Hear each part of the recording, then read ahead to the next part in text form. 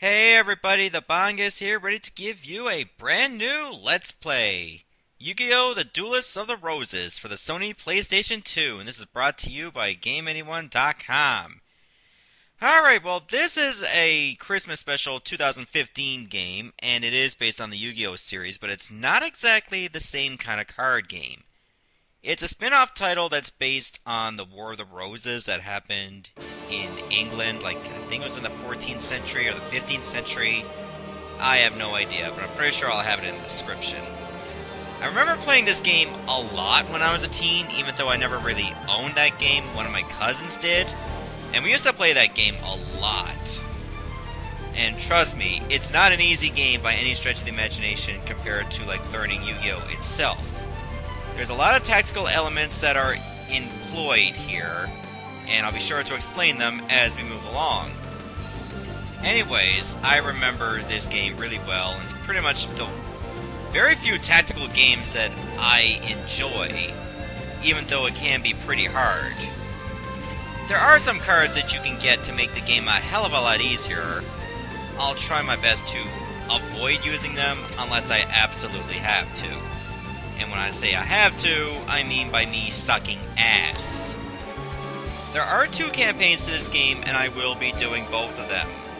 I'll probably be going with one side first, and as soon as I finish that, I will do the other one. Needless to say, they put a lot of detail in the animations towards this game. Every monster gets their own attack animation. That's actually pretty cool. Given that there's, hundreds, if not maybe over 1,000 monsters, and each one has its own attack animation. Whether some are repeated, I have no idea. I haven't really seen them all. So, without further ado, why don't we go get started?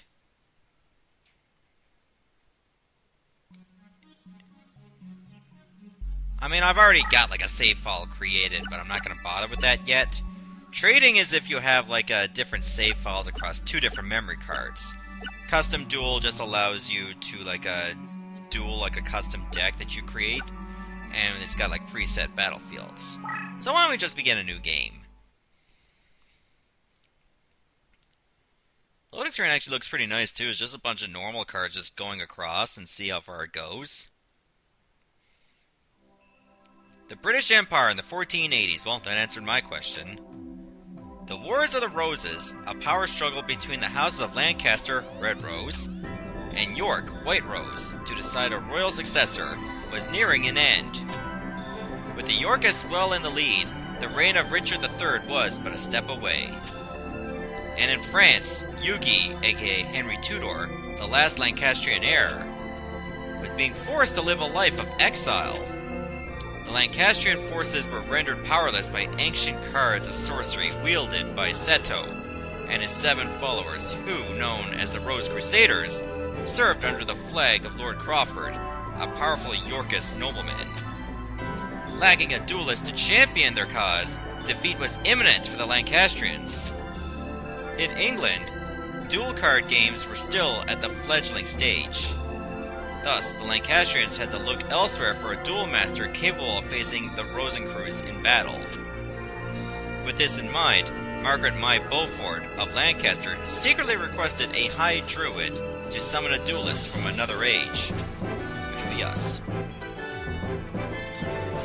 So of course, the main characters in the Yu-Gi-Oh! Series were given fictional titles somewhat related to this timeline. Or rather, that timeline, not this timeline. Ooh! Summoned from the mystic circle of red and white roses, the one capable of harnessing pure power. There was truth to the legend of the Rose Duelist. Lady Margaret, I did it! Now we have the means for defeating the evil forces of Rosencrews. Oh, my apologies. In my excitement, I'd forgotten I was in the presence of the Rose Duelist. Allow me to introduce myself. I am Simon McMorrin, High Druid and servant of Lancaster. May I be so bold as to ask the name by which the Rose Duelist would like to be known?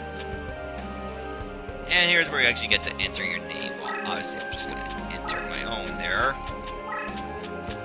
I don't know how many characters you can have. 6, 7, 8, 9, 10, 11, oh, 12. Okay, well, I don't need that many A's. I'll save them for my report card. Hey! Bonga? A fine name indeed. Now, here's the situation. The year is 1485, and you are currently in Stonehenge, near Salisbury, England. The British Empire is in turmoil with the House of Lancaster's rightful claim to the throne being challenged by the Yorkist usurpers. The power struggle is referred to as the Wars of the Roses, a name based on the badges used by both sides. A red rose for the Lancastrians, and a white rose for the Yorkists. Right now, our kingdom is threatened by the Yorkists and their wrongful claim to the throne.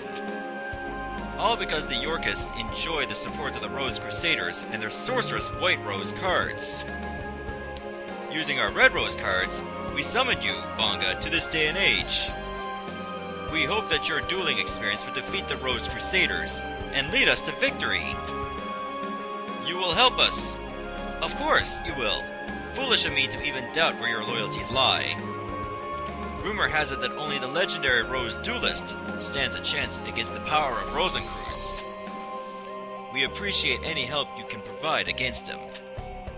Before I forget, I should warn you that the rules to dueling differ here from those of your age. Here in England, dueling is governed by what is known as the perfect rule. In addition to several minor distinctions, there are two major differences. One is the existence of movement or positioning. The other is the deck leader concept.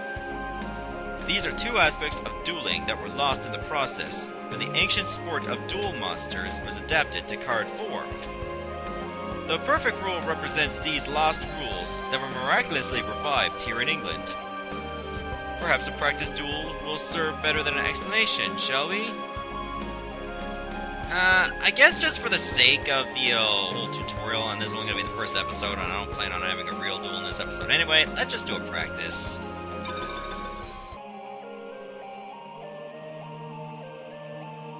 First, Bonga, you must select a deck to duel with. It is important that you feel the vibrations of a deck leader, the minute resonations that ring true to your soul. The cards themselves draw their power from the energies of the Ancient Ones. The deck leader acts as an intermediate between the Ancient Ones and the deck wielder. Bonga, it is essential that you select a card leader whose rhythm matches the stirrings of your soul. Here are several decks from which to choose. Give it some serious thought, and make your selection. Choose carefully, for the deck you select will guide the destiny of your duels. Okay, so whatever decks you get, and there's 3 for you to choose from, is usually based on your name. Yep, whatever name you put in will actually determine what decks are available. So I got Thunder Nyan Nyan, Serpentine Princess, or Luminous Soldier. I'm gonna go with Luminous Soldier. Ah, I see you have selected your deck. So that's the effect of the Celtic Red Rose cards. It looks like there's some truth to the rumor that Red Rose cards are capable of time transformation. Who's there? It's been some time since the Battle of Barnet, old one. Rosencreuz, what brings you here? Only a member of the Rose Crusaders may call me by that name. If you may recall, I told you once before that you may only address me as Seto. Or does memory fail you, old man? And you must be the dreaded Rose Duelist. I must admit there's a certain aura of power emanating from you. I believe an introduction is in order. I am Seto, leader of the Rose Crusaders. There are members of our little group who prefer to call me by the name of C. Rosencreuz. I ask you again, what brings you here, Seto? Mind your manners, old man. What else would bring me here? I've come for the Red Rose cards.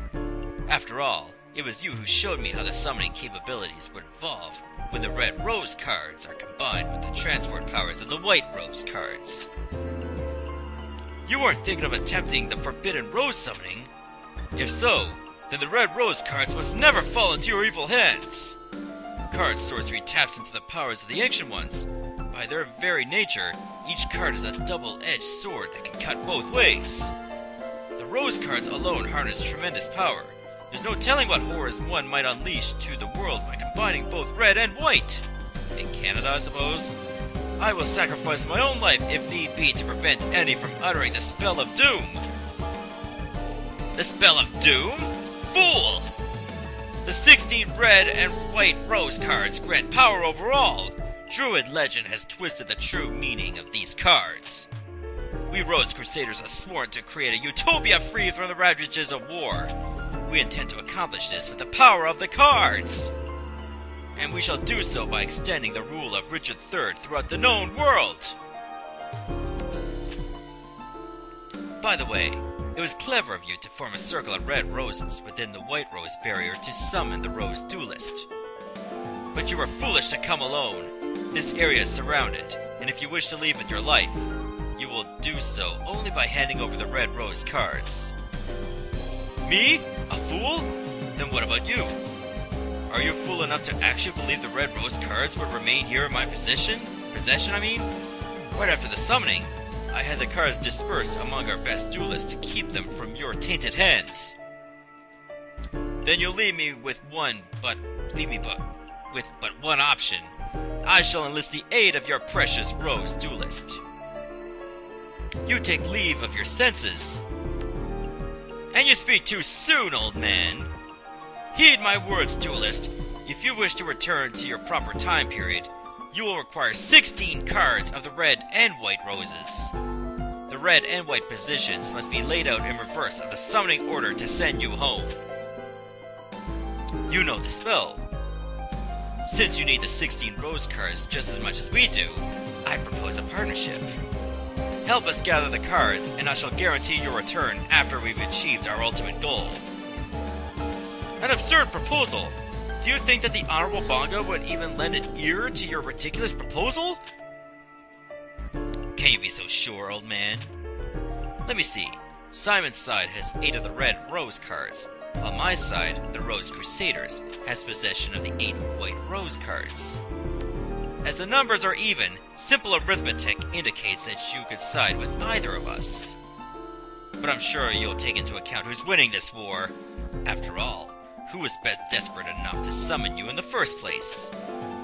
I think it's quite clear which side is better positioned to send you home. But Bunga, heed not the words of this power-hungry lunatic! Simon, must you resort to name-calling? I'm hurt. I'll tell you what, why don't we leave the decision to our dear duelist? After all, Simon, the duelist's future is not for us to decide now, is it? Well, yes, but... Splendid. In keeping with the tradition of the old temple gardens, I offer you a choice, duelist. Here are 2 roses. The white represents me, and the red for old Simon here. For the sake of justice, choose the red rose! Stand by my side, duelist. Choose the white rose. Well, I'm gonna choose the red rose first, and then when I do the campaign again, I'll take the white one. How disappointing. Oh well, you made your choice, and I respect that. For now, I will guarantee your safe passage until you've met with Yugi.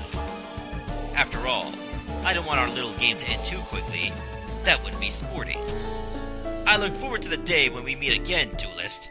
Until then.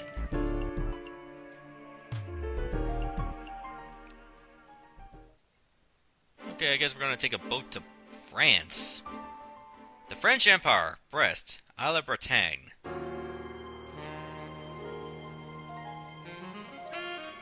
this is a bit of a gaudy place. Bonga, I present Prince Yugi, last Prince of Lancaster, a true Welshman, and the hope of we who call ourselves Celts. My lord, may I present Bonga, the Rose Duelist. You serve us well, Simon. My mother was wise in summoning you from Scotland. You honor me, sire. Duelist, I am Yugi. Actually, Henry Tudor is my name, but I find it tiresome. You may call me Yugi. I'm sure Simon explained our situation, but but it's only right that I request your services myself.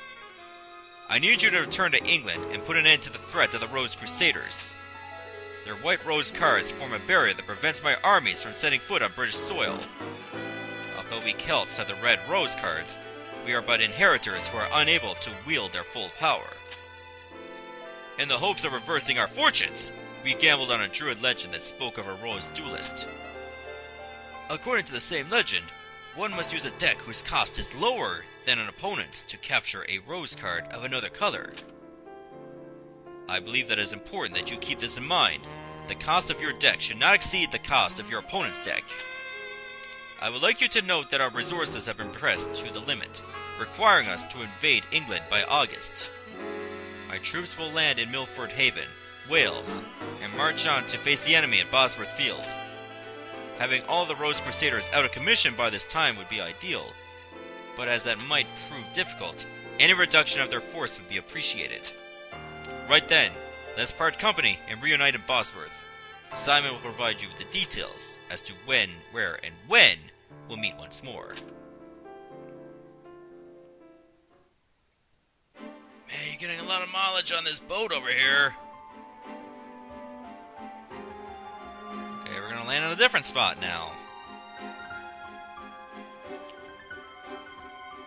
Alright, so we got two places to choose from to start off. So I get to choose a destination. That's Milford Haven where you started off. Now you can go to Chester to face Weevil, but you gotta make sure that your deck cost is below 854, which it obviously is. Then you got Rex Raptor, who requires a deck cost of at least, like, below 960. You can go over here and press start to go to your deck. You can go save. You can go to your options. Or, well, let's take a look at our deck first. Then we'll call it an episode. Alright, so as I can see here, this is my deck, and this is my chest. My chest is where I put my reserve cards, which I don't have any. Luminous Soldier is obviously my leader, and well, it's probably not going to have any leader abilities right now. You got Kaiser Dragon, Eldine, another Eldine, Lady of Faith, Neo the Magic Swordsman, Leo Wizard, Moon Envoy. We get two of those. Carbonal the Warrior, Hero of the East, Hard Armor, Armail, Cannon the Sword Mistress, Swordsman from Foreign Land. That can actually be pretty good because it destroys a monster instantly when it's destroyed in battle, of course. Hostelo Hero, Beaver Warrior, Tiger Axe, Silver Fang, Winged Dragon, Guardian of the Fortress number 2? Yeah, it's number 2. You can also press triangle to go to the abilities as well. And it tells you what spell cards will go towards this monster to power it up. Any others, it probably wouldn't work. Goddess with the Third Eye, well, two of those. Wing Egg Elf. You can also press L2 and R2 to change like how you're going to sort it, which is pretty cool. You got Ocubeam over there, Air Knight Parshat, Trachodon, White Dolphin, Amazon the Seas, Thunder Dragon, only had two of those, Kaminari Kazoo, Arma Knight, Kanekabuto, Cherubin the Fire Knight, Inotama Soul. What does that do? When this card is destroyed in battle, all spell cards in position adjacent spaces are destroyed. Okay. Burning Land. Transform a surrounding 2-space area into normal terrain. That's actually pretty cool, I suppose.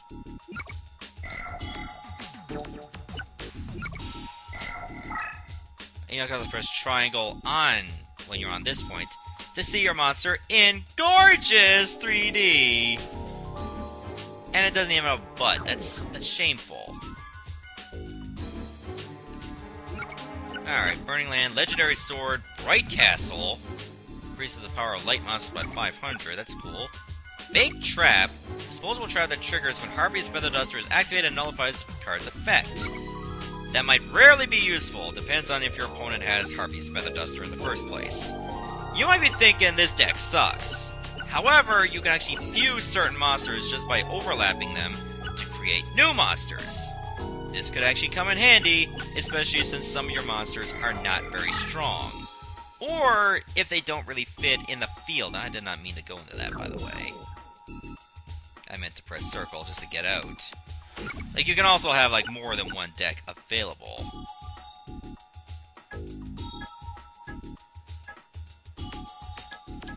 Go, you can press start, just go to a new deck. if you really want to. And there you go. That's pretty much all there is to know. The real knowledge is when we actually apply what we learned in an actual duel. Alright, so I think now would be a good time to call it an episode. So in the next part, we will begin part 2 when we actually have a duel that does not involve a tutorial. Goodbye everyone, thank you so much for watching.